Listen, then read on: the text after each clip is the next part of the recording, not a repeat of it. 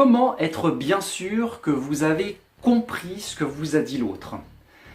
La communication, le problème, c'est que la plupart du temps, on a un canal et que entre moi et l'autre, il y a toujours 10 000 manières de perdre cette information, de déformer l'information. Entre ce que je pense et ce que je vais dire, il y a tout un filtrage qui fait que ce que je vais dire ne correspondra pas exactement à mon idée initiale. Entre ce que je vais dire et ce que l'autre va entendre, il y aura peut-être du bruit, et l'autre n'aura peut-être pas totalement entendu quelques mots, il aura peut-être dû imaginer quelques mots qu'il n'aura peut-être pas entendu. Imagine une conversation téléphonique par exemple, par téléphone portable. Entre ce que l'autre va entendre et ce qu'il va imaginer de la situation, il peut y avoir de la même manière énormément de filtres parce que l'autre a sa manière de voir les choses, à son passé, à son présent, à ce qui se passe sur le moment. Donc tous ces filtres-là font que la communication, régulièrement, elle peut être compliquée. Donc un des meilleurs moyens pour vraiment comprendre ce qui se passe chez l'autre, c'est d'utiliser cet outil que je vais vous donner tout de suite. Cet outil, c'est la reformulation. La reformulation, c'est quelque chose de finalement assez simple, qu'on utilise finalement assez peu parce qu'on n'en a pas l'habitude tout simplement. Mais quand l'autre personne vous dit quelque chose, que ça soit court ou que ça soit long, vous pouvez essayer de reformuler. Alors, le plus impactant, c'est d'essayer de reformuler avec les mêmes mots que ce que la personne vient de vous dire. Mais si ça dure des heures et des heures, c'est plutôt compliqué. Donc, dans ces cas-là, il peut être intéressant d'essayer de résumer, de synthétiser. Et synthétiser, du coup, vous pouvez utiliser deux biais pour pouvoir synthétiser.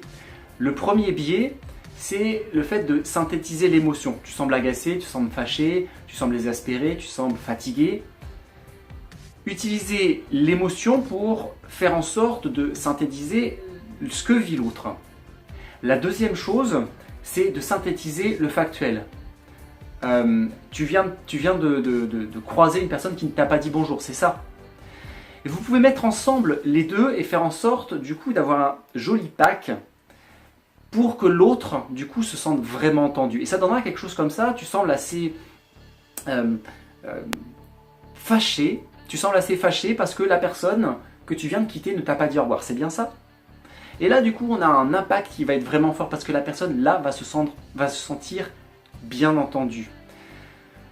Pourquoi? Parce qu'on vient de mettre des mots et on vient de comprendre ce qu'elle a dit. Et si par hasard ou par malchance ou par ma mauvaise compréhension la personne vous dit non c'est pas ça, ça permettra de relancer une communication et ça permettra à l'autre de vous dire non c'est pas exactement ça, je me sens pas fâché, je me sens vraiment, j'en ai plus que marre. Donc c'est plus que ça. Et ça permettra de venir mettre une précision, l'autre personne se sentira beaucoup plus entendue dans ces cas-là. Donc utilisez cette reformulation-là. Vous pouvez utiliser soit le sentiment, soit le factuel. Vous pouvez peut-être utiliser aussi les deux en fonction des situations. Il n'y a pas une règle particulière, mais la reformulation est vraiment un bel outil quand parfois vous ne savez plus où partir. Utilisez cette reformulation. Et ce qui est intéressant, c'est que cette reformulation, vous pouvez l'utiliser dans les deux sens. Vous, pour essayer de comprendre l'autre, et l'autre pour vous comprendre. Comment faire dans ces cas-là? Tout simplement, vous pouvez lui demander, est-ce que tu pourrais reformuler en quelques mots ce que je viens de dire pour être sûr que du coup on soit bien raccord. Dans le cas par exemple où vous venez de dire quelque chose d'important à la personne, ou vous lui avez donné quelque chose à faire et pour être sûr que vous êtes bien OK.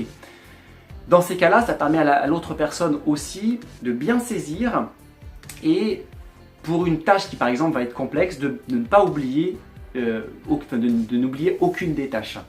Donc essayez cette reformulation-là, ça fait vraiment une sacrée différence, ça fait beaucoup plus de liens. Et essayez-le, dites-moi juste en dessous si cette vidéo et si cette reformulation, vous l'avez essayé, ça vous a parlé. Pensez au petit pouce bleu, ça me permet de comprendre que du coup cette vidéo, elle vous parle. Et moi je vous dis à demain pour une nouvelle vidéo dans Réveille ta com, la série de 50 vidéos que je me suis donné en challenge pour vous donner les outils en termes de communication, pour vous améliorer en termes de communication, sortir des conflits et faciliter les relations. Excellente journée et au revoir.